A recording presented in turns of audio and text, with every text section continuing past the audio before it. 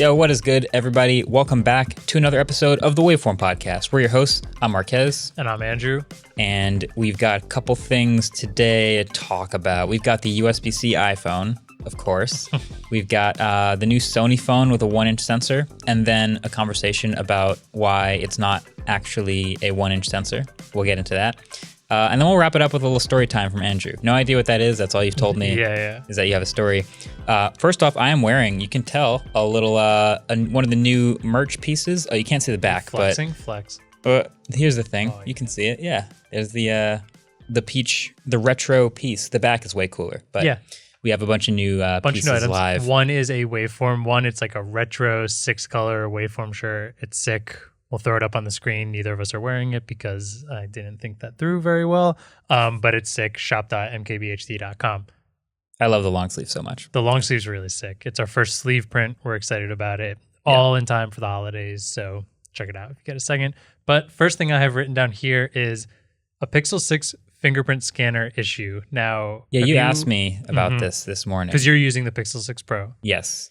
And have you let it fully die? So as weak as my battery life has been, no, I have not let it fully die because I preemptively start to charge it when I'm at like 20%. Yeah, so I haven't let it get to 0. So what's going on is we got an email about somebody linking us to a Reddit thread. And now normally we get emails like this all the time. And usually it's a Reddit thread with like one person in it having an issue.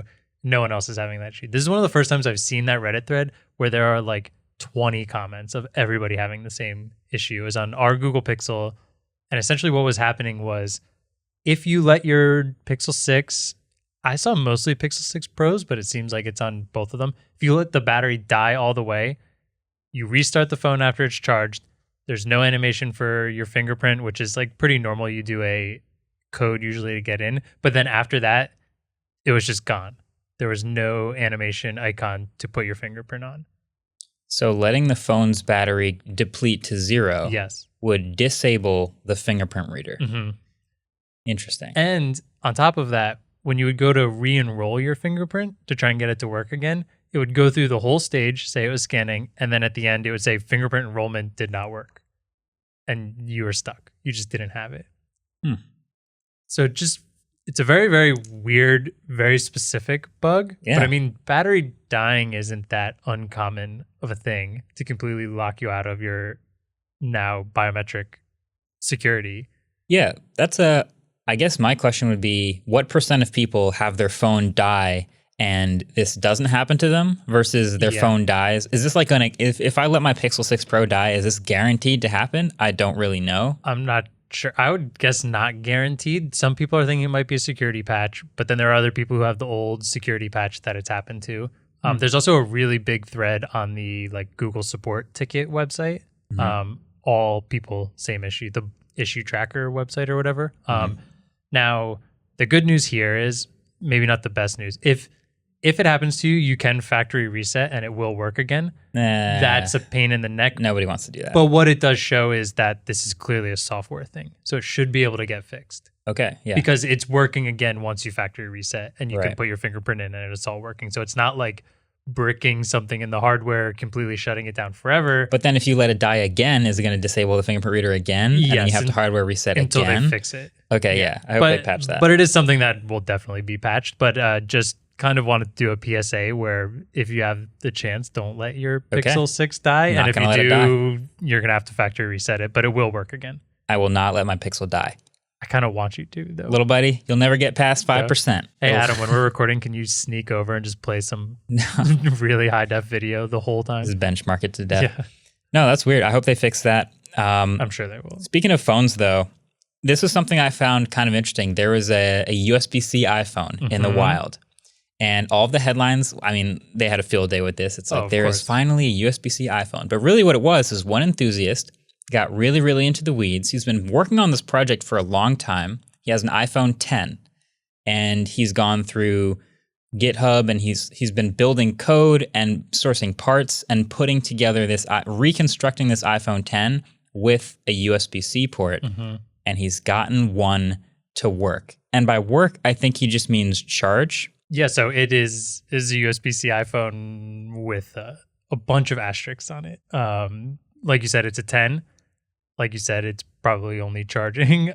There's also like some other things where if you buy it for the low price of current bid of $90,000. Yeah, that's what I was gonna say. Yeah. So he did finish the project and he built one, and now there is one fully working, and he's listed it on eBay, so you can actually buy it or at least bid on buying it.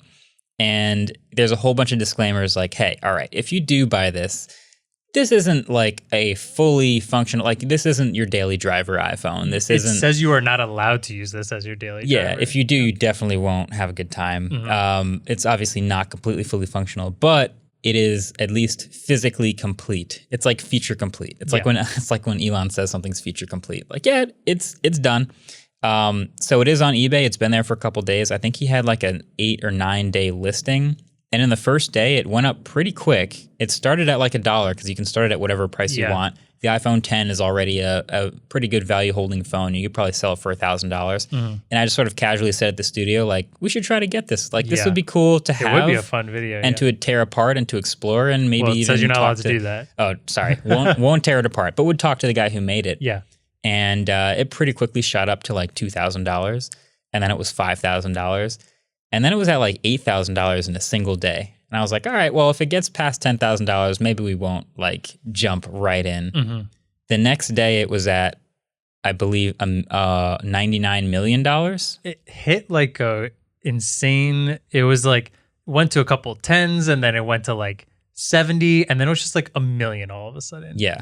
And so I think if you look at the bid history on eBay, there's some shenanigans going on. There's a lot, yeah. A lot of those bids have been retracted or removed, whether they're fraudulent or whatever. But it does sit right now at, I think, right under $90,000. Right under 90, yeah, with about 22 hours left as of recording this right now. Okay. So that whoever, obviously Kenny from Switzerland, he's going to have a good time selling that, shipping it to somebody. One lucky person is going to have the only USB-C iPhone in the world and will probably have a good time milking that for all it's worth. Yep. Great.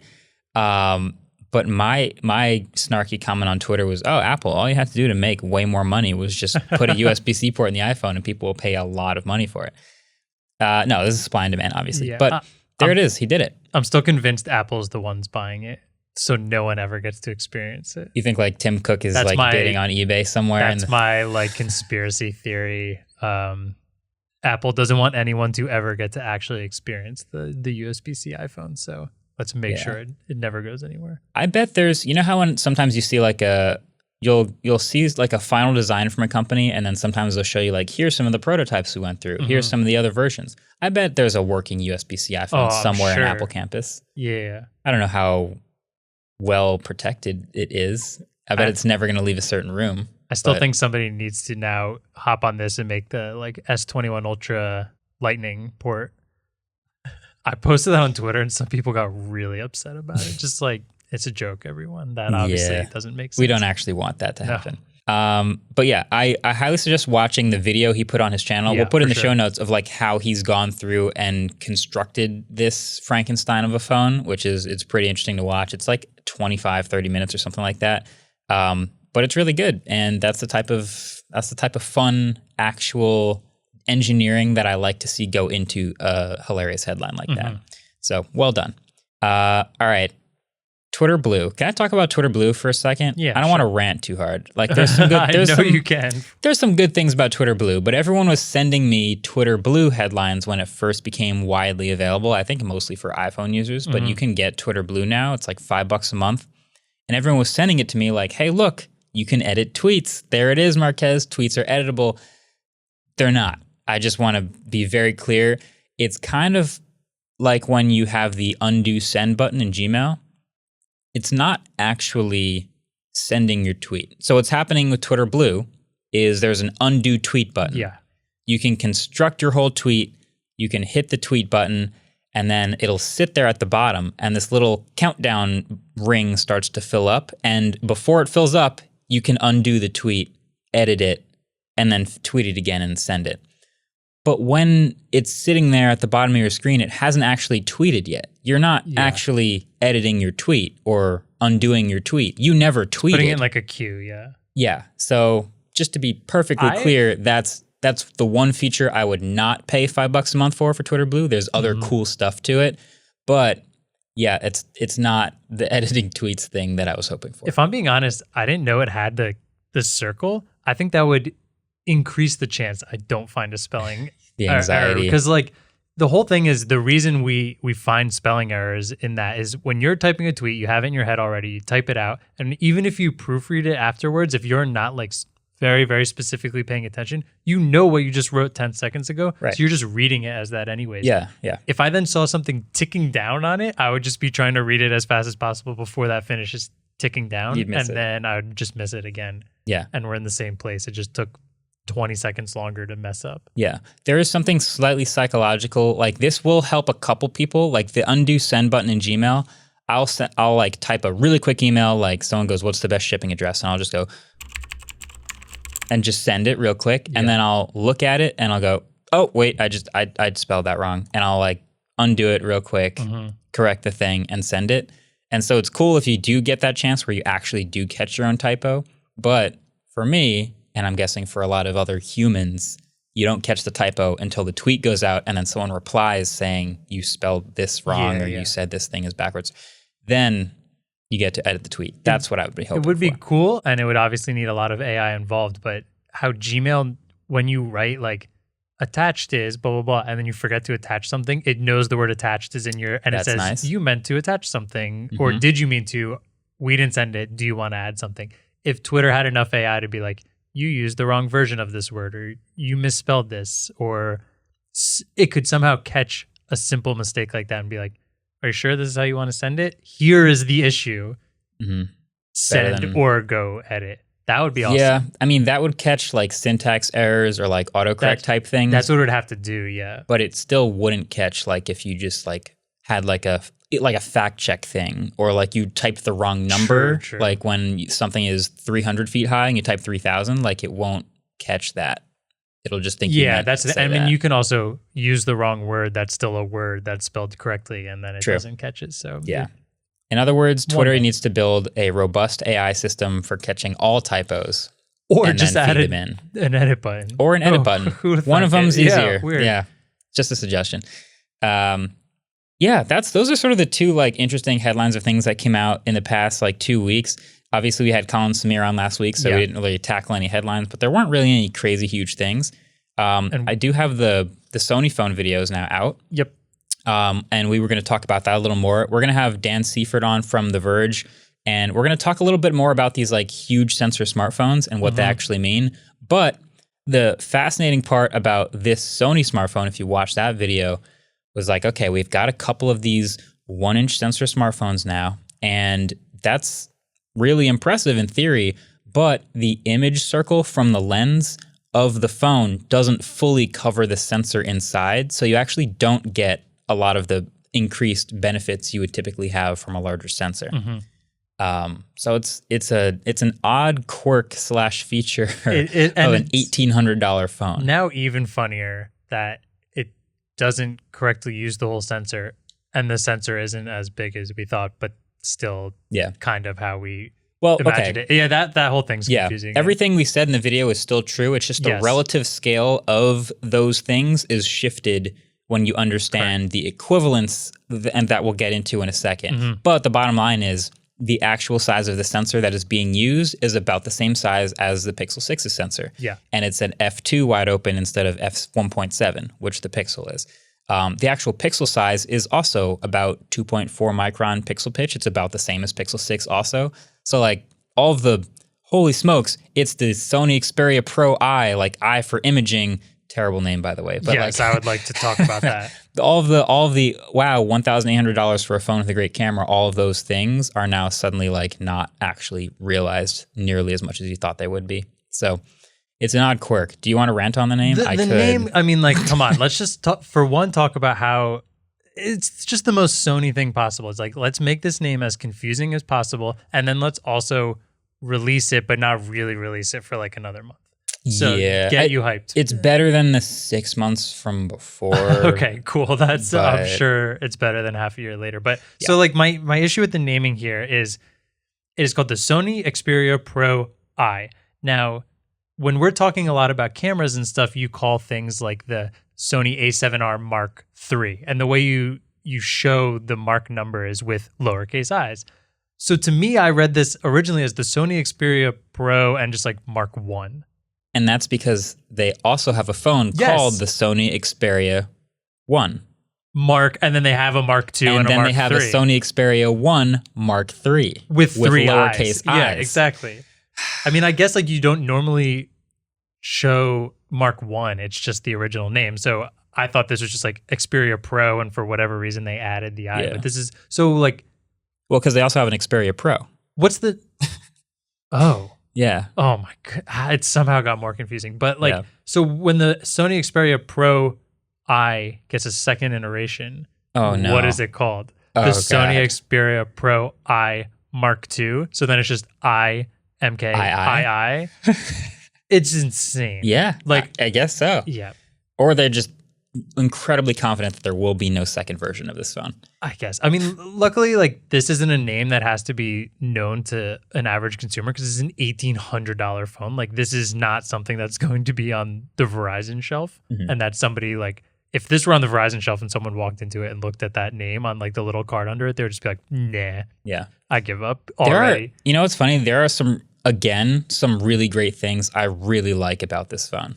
Like I wanted to daily it from like 9 out of the 10 things that are great about this phone are like better than the Pixel 6. The display is better than the Pixel 6. So just for people who wondering, I am dailying the Pixel 6 Pro, as we mentioned with the fingerprint stuff. The display on the Sony Xperia Pro-i is a 4K 120 hertz OLED display. It looks incredible. And I do think it's more responsive than the Pixel 6's display, which is, I guess, a bit annoying that the Pixel isn't as responsive. But it is. It's running older software too, but Sony's got the display responsiveness down. It looks phenomenal. It's 21:9. It's tall. The phone is thin. It's got a 4,500 milliamp hour battery. It has dual stereo front-facing speakers at the front. That's awesome. It obviously has all the camera stuff on the back. It has the separate dedicated camera shutter button on the corner for taking photos. It has a separate custom button next to that button for launching whatever you want. It's mapped automatically to their Video Pro app, which is sweet. It's got a lanyard cut out on the corner. Like everything about this phone is it has the toolless SIM card tray, which has a back-to-back tray for a micro SD card slot. It has a headphone jack. This phone is sick. Do you know what this kind of reminds me of?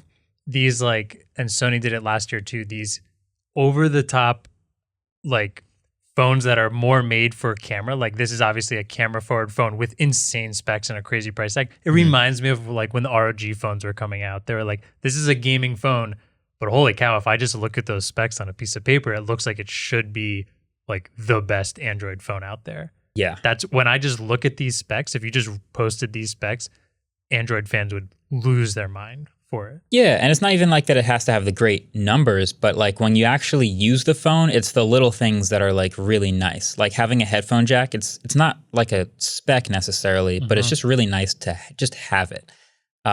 You could plug a mic into the headphone jack. So if you're shooting video on the phone and you plug a wired mic in, it's like that's a nice usability thing. So there's a lot of things about this phone that are like that. Again, the responsiveness, you could tell me it has a 120 hertz display, but when I'm using the software, I can feel that more. So it's not on the spec sheet. So I really like the phone. I obviously can't recommend it to almost anyone at $1,800 because it's $1,799 and it doesn't even have the newest version of Android.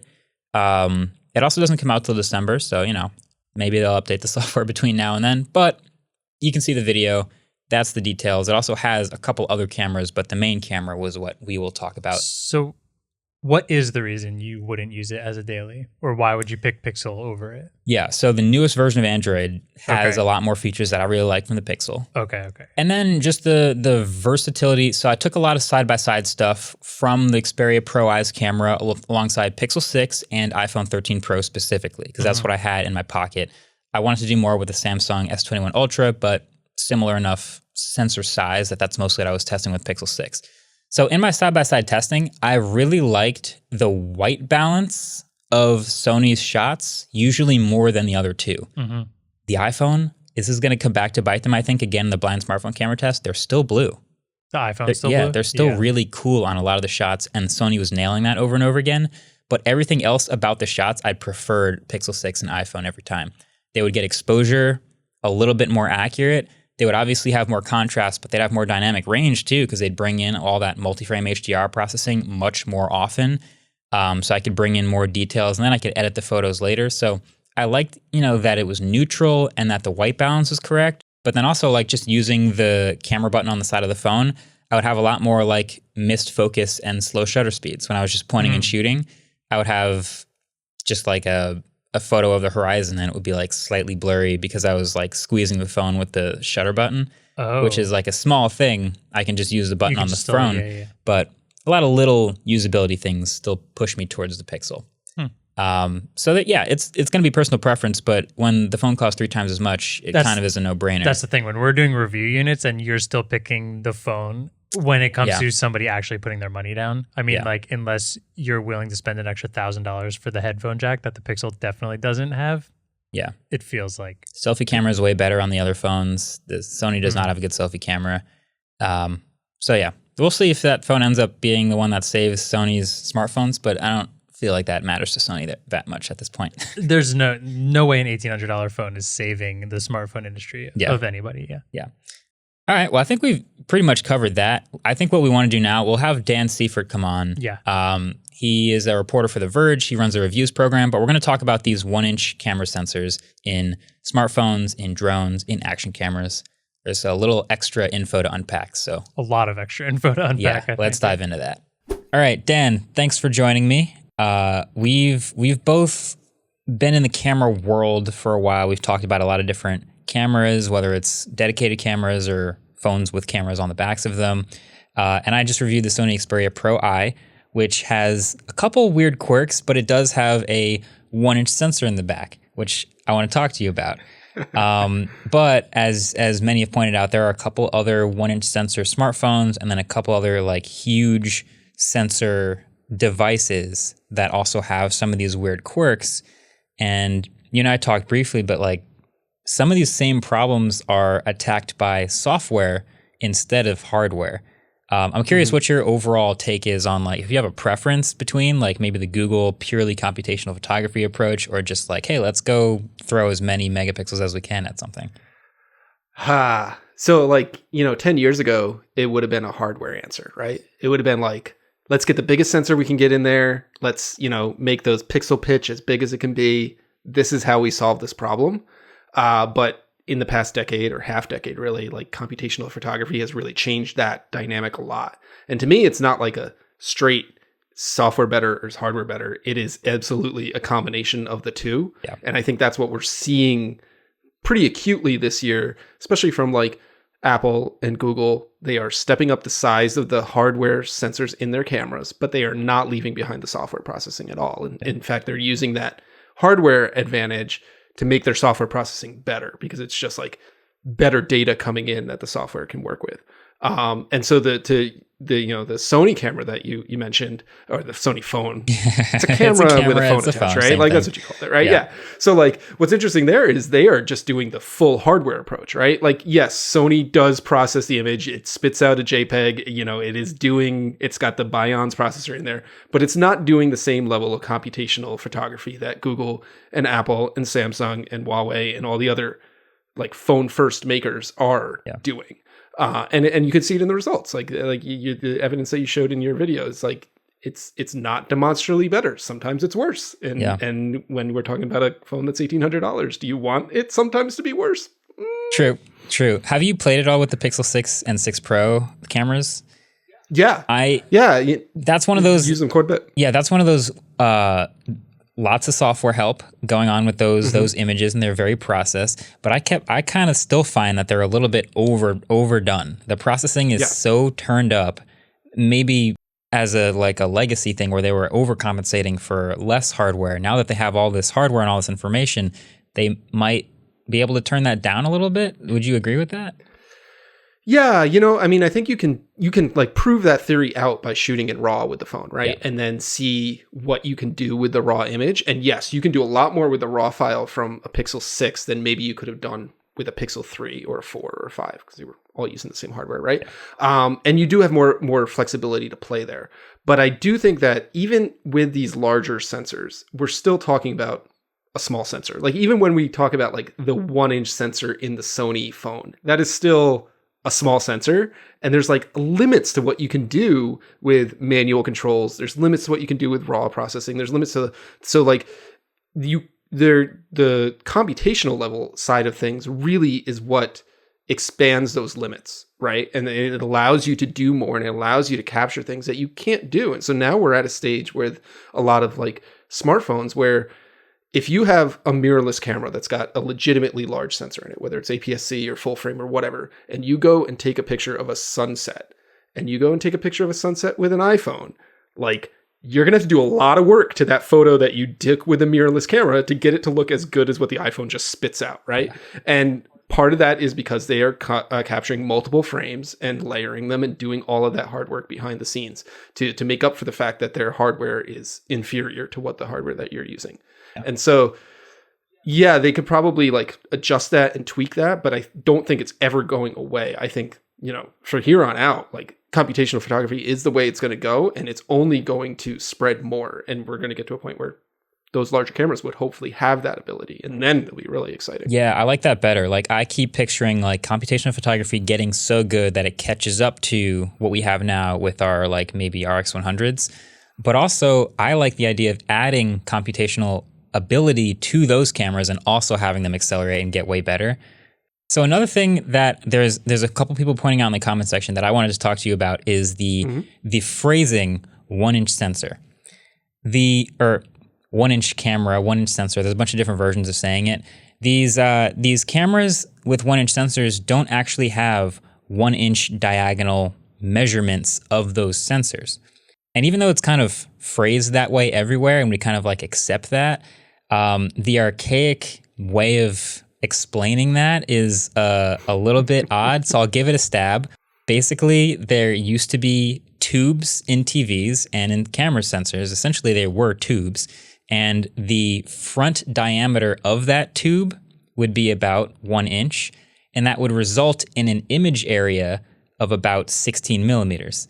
And so they would call that a 1-inch tube, and because today the sensors have reached about 16 millimeters diagonal, we're referring to them for some reason still as 1-inch sensors, even though they're not actually 1 inch in any reason. Is that about right? I feel like I had to do some research. I honestly think you know more about that than I do. It's weird. It's very frustrating because obviously, like, okay, all the stuff that I still said in that video still is true. It's just like shifted down a dimension because all this stuff is relative to each other.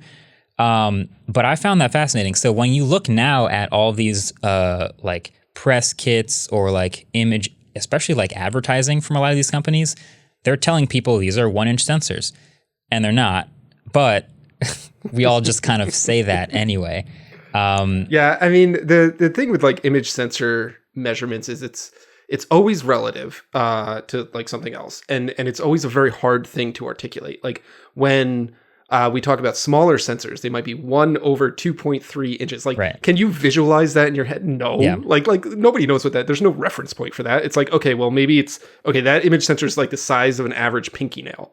Maybe that can like help you out and figure out what it is. But like until you get to like actual tangible sizes with like what we call full frame, which is 35 millimeter, right? And that's 35 millimeter diagonally, and like that's the size of a postage stamp, or maybe a little bigger than a postage stamp. Yeah. But it's all kind of weird, and these like nebulous things that are just like the industry has like had for years, and it's just built on top of itself. Yeah, and it's weird because it's so, like you said, it's very much just in this industry. Because I was trying to make this parallel. I don't know if I've shrunk it down enough to tweet it yet, but it's basically like if I bought a TV and the TV said it was 100 inches and then I got it and it was only 75 inches diagonal, I'd be a little confused. But if it's a 100 millimeter equivalent by some old weird tube standard, then that would be okay. It's like, no, I can see the TV in front of me. I can physically visualize if it's the right size.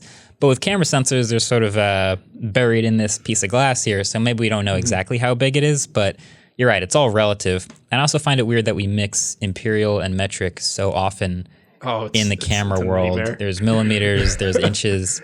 It's a lot. I mean, when we're writing about it, it's just like a nightmare for like our style guy and our poor copy editors. I'm sure when you are putting graphics together for the videos, it's just like, how do I express this in a way that humans can read it? Yeah, it's a lot. So I mean, if you look at the future of computational photography now, I've seen these features, especially with the Pixel, get better and better. And the theme with all of these features is it's faking something that you would be doing with hardware with really good software to varying levels of success. I think portrait mode's the obvious one. If you have a bigger sensor and a bigger lens, you have a shallow depth of field background. And so now they've decided, okay, we can do edge detection and blur the background for you and give you the big sensor look. I think that's the most evolved one yet. But the Pixel also has this feature where there's a long exposure simulation. They also have action pan where the subject moves through the frame and detects the speed of the thing moving and the direction and then blurs the background. It's hit or miss. It's kind of cool when it works, but it's not as evolved as portrait mode. The thing that gets me excited about features like that, and I really like the motion pan one, which again, it's hit or miss. Obviously, the more light you have, the better it's going to work. It works really well in my experience with like cars moving at like 20 miles an hour, but humans running it doesn't do well. Yeah. But the thing is, like, where the portrait mode was using computational things to make up for hardware deficiency, that like this is not as big of a lens, it doesn't have the depth of field control that you get with a larger camera. These are like making up for skills deficiencies. And so in order to like shoot a good motion panned photo, not only do you need a lot of gear, you need, the right kind of camera equipment, you need to set your camera, but you need to know how to use your camera equipment really well. And it takes years of practice to get panning good. Yeah. And like to like catch a moving subject. If you've ever seen a professional race car photographer be able to like capture that motion in a still frame, and they're like doing it over and over and over again. It just takes years of practice. And now it's like, oh, that was as easy as snapping a selfie. True. And like, so like, that's like democratizing that skill in a very interesting and exciting way to me. That is like the next step beyond just like making up for the fact that you don't have the right or as good hardware. So again, it's very like, I hate to say early days, but it's very new. And there's a lot of improvements to make on it, but it is pretty fun and pretty exciting to see where they're going with that. Yeah, I hadn't thought about it that way, but that is super true. Like if you've ever tried to take that type of shot with a real camera, it's much harder. It might be a perfect result 1 out of every 10 times, which is better than you'd get from the Pixel, but you'd get a better shot usually out of the Pixel if you don't know what you're doing. But then the other one is like simulating long exposures. So you just like sort of point it at the moving thing, snap and walk away. And it again sees the direction. Either water or headlights usually work best. Mm-hmm. And then it sort of creates these like painted lights where you'd have to have more equipment to pull that off in any other typical situation. Like taking a photo of a waterfall in the middle of the day, and you want to get that nice like cascading water look that's nice and blurry and things like that. I have a literal camera bag full of gear that I need to lug around with me to make that happen. Yeah. I need the right lens. I need to put filters in front of that lens. I need to set up a tripod. I need to be at the location at the right time of day so that the sun isn't too strong and my shutter speed isn't too fast. And I'm like fighting all of these things. And then the Pixel's like, oh, you just walk by and click the button. Yeah. It's just like, it's like, oh my gosh. Like if I could have that in my large format camera, that would be incredible. It's pretty good too. The water blurring is actually, I found to be like actually very good. So I don't usually take that shot all the time, but the fact that you can now and it's just a tool in your pocket, pretty sweet. Night sight, a lot of the same stuff. Like you can start to see stars at night, which is awesome. So yeah, I feel like the future of that is a lot of these computational features getting better and better to the point where they get as good as the larger pieces of hardware would. The other version that we mentioned earlier is, do you see any of these large cameras embracing computational photography at all? Because I don't. We're seeing it in very small drips and drabs, and we're not seeing it in the level that we want to see it yet, right? So like, I think Olympus, or whatever they're calling themselves now, OM Systems or something like that, they changed their name recently.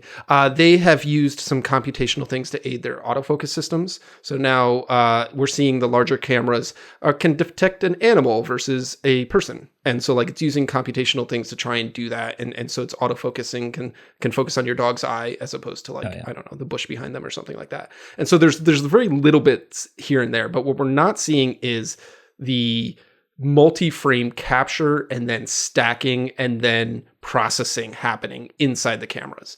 And part of that, to me, is that maybe these sensors, these larger sensors, just don't read the data fast enough to do that. They don't have like the imaging pipeline built into the camera to do that either. So a lot of photographers who are shooting with larger format cameras are shooting raw anyways, and they're offloading the processing to their computer at home to do their image edits, or maybe they're combining frames together or what have you. And the camera itself is not doing it. And there's some like rudimentary options for like multi-frame exposures in a lot of cameras. Yeah. Obviously you can get it to spit out a JPEG, but it's not doing the level of computational photography that Google and Apple are doing. Like when you think about like Google's face blur feature that debuted with the Pixel 6, where it is like telling you like, I'm taking multiple pictures here and I'm going to grab the one with the sharpest face and then I'm going to layer it onto that person's face. And they're always going to have a sharp face in every single one of your photos. There's nothing like that on the larger format cameras. And so like for me taking pictures of my kids, that means like I'm in continuous burst mode and I'm just rattling away, hoping that I get one where they're like looking at the camera and their eyes are sharp, right? And what would it take to get there? I think it probably needs faster sensors. It definitely needs faster hardware in terms of processors, but I just don't know if they have the resources on the algorithmic side of things to really get the work done. Whereas like Google and Apple and Samsung could just like throw endless resources at perfecting those. So this is where my hot take comes in. I think Apple really should make a camera.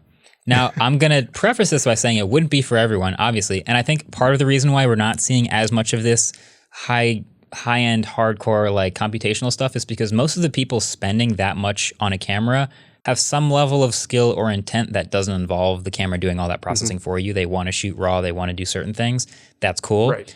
But when you think about, okay, if anyone could pull off like all of the processing needed to scan that huge sensor multiple times in a split second to get that level of look, I look at Apple Silicon and I look at what they do with the iPhone and I'm like, I would think that they could do a great job with way better camera hardware. I think an Apple camera would be incredible. Am I missing anything? I feel like that would be pretty sick. I mean, I think that would be incredible. I think, it is a hot take. I'm going to give you that. Okay. You're not the first person to like have that hope and desire. Years ago, Johnny Ive designed a very Johnny Ive camera for Leica, which was like, it didn't look very usable in typical like Johnny Ive style, but it was very pretty. And everybody was like, why doesn't Apple make this? And so like it's a dream that I think a lot of people have thought about. It would be, I think your point that, Apple Silicon is like the inflection point where that could actually maybe mean something now. Like where, imagine a camera with like an M1 Max GPU in there, just crunching all the data right away. Like that would be super exciting. Yeah. Is it a business case? I don't know. Like the large format camera world is not a huge like business, and it would be like, a thing that like Apple would do to like placate enthusiasts like yourself and myself. Yeah, because like, it would probably not sell all. It would no doubt be like $5,000, and like anybody spending that much on a camera is like already in some other lens ecosystem and wants to do a lot of manual things, and it's like that's such a small niche thing. But I would love to see it. It'd be really exciting if they were able to like partner with a manufacturer, right? Sure. Like so if like maybe they were partnered with Canon or partnered with Sony or whatever. I mean, the funny part is Sony is making all the sensors that are in the iPhones and the Pixels and what have you. So they're already talking there. But that would be pretty exciting to see if they were able to do that. I think it's a little bit of a pipe dream, but it would be exciting. Well, I'll keep it in my back pocket. I think that's I'm looking forward to the future of computational photography getting better in the phones. But I also even more tend to look for like, I don't know. I'm so used to the software being so good that like back when the Galaxy camera came out, I felt like that was a little ahead of its time because I would love to snap a photo and just have it immediately be shareable and editable and have Google Photos on the back of the thing. Like I want that world to level up the same way smartphone cameras are. Yeah, I fully agree. And we saw some things. You mentioned the Galaxy camera, and the Samsung actually had a whole line of mirrorless cameras that they killed. But one of them was at the time an LTE connected mirrorless interchangeable lens camera, and that thing was like very cool because you could immediately go into Google Photos or Instagram and upload right from the camera, and that was really exciting. And then unfortunately, I don't know, maybe the market wasn't ready for it or whatever. It doesn't exist now, but yeah, that would be great. Like, trying to get photos off of my camera. I If anyone's ever used a mobile camera app that connects to your phone, you probably know that pain. Yeah. It is a nightmare. And so like someone figure this out. That's why the SD card slot means so much to me. It's so much. Awesome. Well, that's pretty much it. I was just I'm in the world now, so I might as well, check out some of these more big screen or big censored cameras, but appreciate you joining me, Dan. We'll probably talk again. Pleasure. There's a lot of camera stuff happening in this world, so I'll probably link up again and talk about that. But thanks for joining me on Waveform. Happy to. Thank you. All right, we're back. Thanks again to Dan for joining me and talking and clarifying all the stuff we talked about with those 1-inch sensors and those imperial and metric units. It's a good time. But on a completely different topic, Andrew's got a story time. I don't think we've done this before, but story time episode, Andrew tells me something that's going to have us all riveting on the edge of our seats. Oh man, you're setting me. I'm setting you up here. Yeah, I just have kind of like a rant/story that I'm sure a lot of people have. It has to do with my cable company, so it's very relatable to a lot of people out there, I think. Who's your cable company? Comcast Xfinity, which again, like I know Comcast is just kind of the meme of being terrible. I've luckily never had to deal with it. I think all the stuff I've ever paid for was either Optimum or Fios, which have all their own. That's actually the trio that I've had. I started with Comcast, and then I went to college and had Optimum, and now I have Fios. I do have to say I miss Fios already. Okay. You're new to Fios, right? Yeah. 850 down, 470 up. That's the thing, man. I was always getting like really good upload speeds too. It doesn't matter for me quite as much, but Xfinity, I'm paying for 1200 down, but it caps at 35 up, which just feels like such a giant 1200 down, 35 up. Um, Wow. Okay. But so anyways, like in terms of all that, my internet's been totally fine. I get great speeds, not 1200, but close or good enough, stuff I'm happy with. Now, when it comes to my cable, I've been having quite a few issues. Some of them not exactly Xfinity's fault. They took away a channel called MSG, which around here in the tri-state area means you're losing 4 sports teams. Devils, Rangers, Islanders, and Knicks, which the Knicks are like one of the biggest basketball markets in the country. Yeah. It's insane to me that this many people can have a cable company and not get to watch the Knicks and still getting charged the full like $20 a month for local sports fees. But that's not quite what my story's about. So I've been getting really into this show called Yellowstone, which I highly, highly recommend. The 4th season just came out. Claire and I watched all 3 seasons leading up to this just to get ready for the 4th season. So it comes out on Sunday. We're busy Sunday. Can't watch it live. We just decided, we can watch on demand because like every cable company now has on demand. So when you miss a show, it's just available very shortly after. Yeah. Monday night rolls around, get home, super, super excited to watch Yellowstone. We didn't make any plans. Turn it on, and it starts playing in this awful quality. And I mean like 480p, like MacBook webcam quality. I mean, the Paramount symbol on the side, you couldn't even read what it said. That's how bad this is. Oh boy. And I'm just at first thinking it feels like it's not buffering correctly, like if I just play this for a little. But also like season 3 ended on a crazy cliffhanger, so I don't want to watch too much into this show at this quality. Yeah, sometimes when you start a show on Netflix or a streaming service and your internet's like being like under high load or something, it'll look like garbage for like 15 seconds and then it'll sharpen up slowly until you're good. So I played like the first 3 minutes, which was the full recap of the previous and then like the intro. I just want to distract you super hard. By the way, we're about to hit 15 million on the channel. Totally out of this is nothing to do with the story. That's fine. I'm distracted by the lives. I have the live counter. We're 2 away. It's going to hit any second. 14 mil. 9999. There 50. It is. All right. There we go. Good timing. Great timing. So anyway, 15 mil. Appreciate y'all. Yeah, back to the story. Thanks everyone. We have the sounds loaded. I just want to interesting tidbit. I started at the studio at 4.5 million. One of the like first things I feel like I kind of helped doing is we set up a live stream for the 5 million. Wow. So I've been here. It makes it feel like I'm way more important than I actually am. But I've been here for 10 million subscribers. That feels kind of cool. All right, back to the story.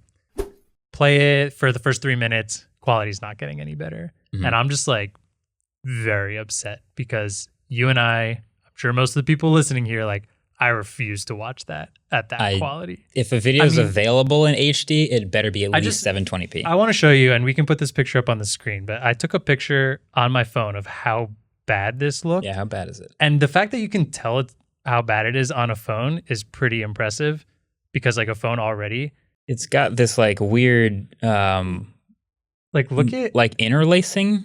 Look at that's supposed Paramount Pictures. That's like can't see anything. Not only is it low resolution, but it looks like weirdly interlaced. Look at his face. It's the most pixelated garbage I've ever seen. Yeah, it's and pretty bad.